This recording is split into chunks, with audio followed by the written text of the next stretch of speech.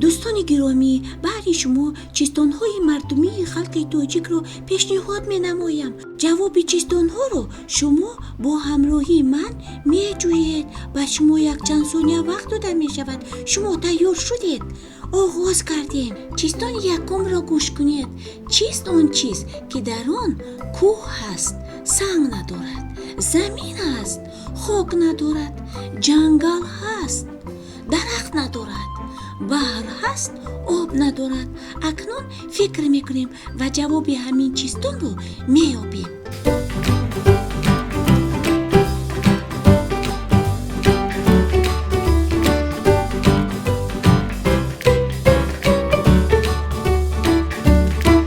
شما جواب چیستان رو یافتید؟ بله، آفرین، این خریده است.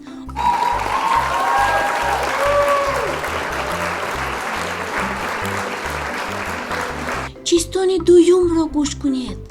قمچینی جاندار ضرب زند زهردار.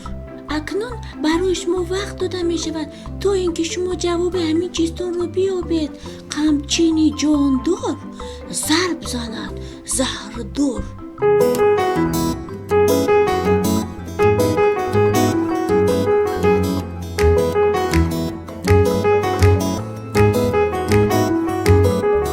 جواب چیستان را یافتید؟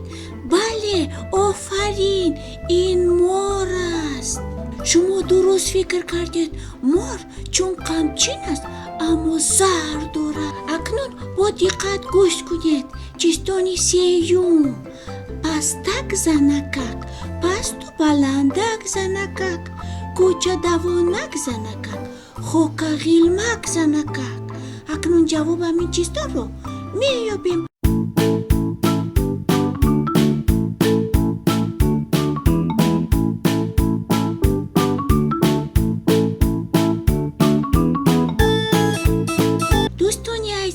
شما جواب چیستان را یافتید. من باوری دارم که شما یافتید. این مرغ است. آفرین، آفرین به شما.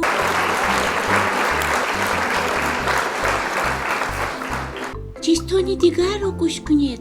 از اینجا تا بخارا خانه دارد.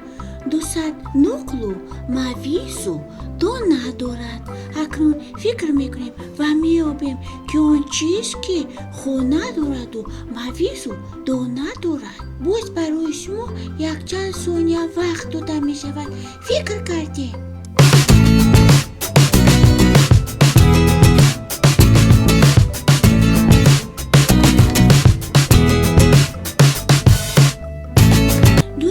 عزیز، شما جواب چیستان را یافتید؟ بله، این موش است. آفرین. چیستان دیگر را گوش کنید.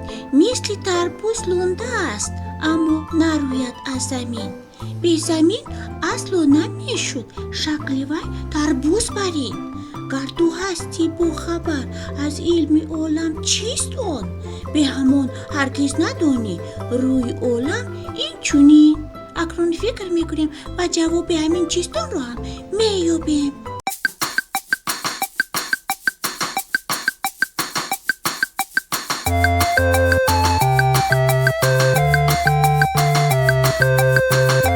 جواب چیستان را یافتید؟ بله، این کره ارض است. گلوبوس. آفرین به شما.